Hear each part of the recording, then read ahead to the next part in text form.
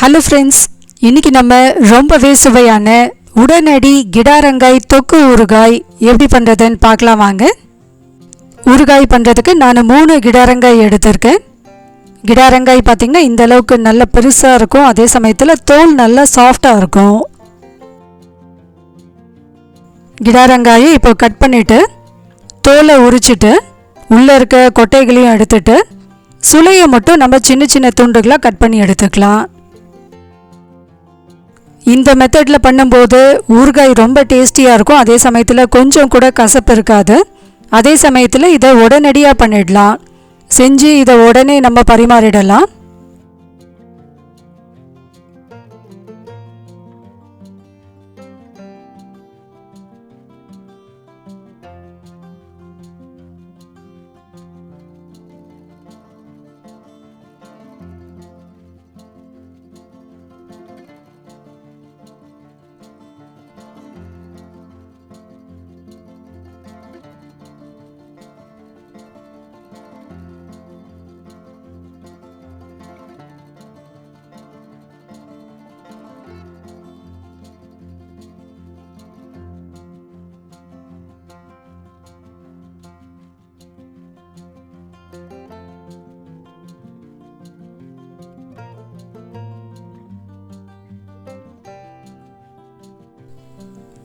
மூணு கிடாரங்காயும் இப்போ சின்ன சின்ன துண்டுகளாக கட் பண்ணி எடுத்தாச்சு. உள்ளே இருக்க சொலையை மட்டும்தான் இப்போ எடுத்திருக்கோம்.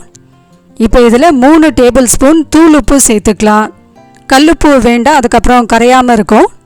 தூள் உப்பு சேர்த்தோன்னா சரியாக இருக்கும். 1 ஸ்பூன் மஞ்சள் தூள், 6 ஸ்பூன் மிளகாய் தூள் சேர்த்து இதை கலந்து விட்டுக்கலாம்.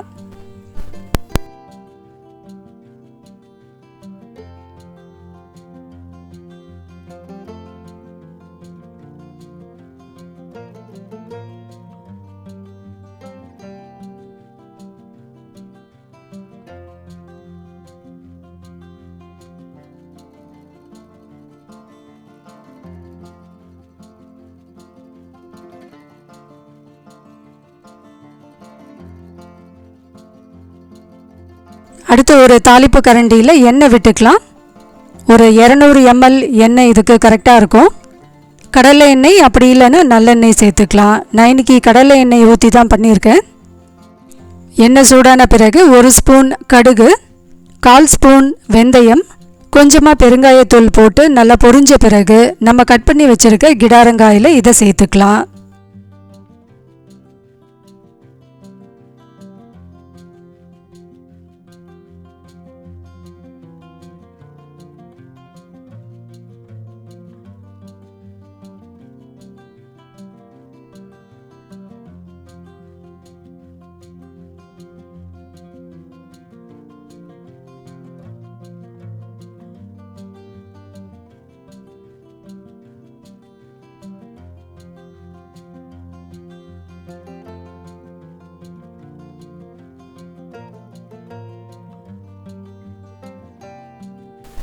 ரொம்பவே கமகமன்னு சுவையான ஊறுகாய் ரெடி ஆயிடுச்சு.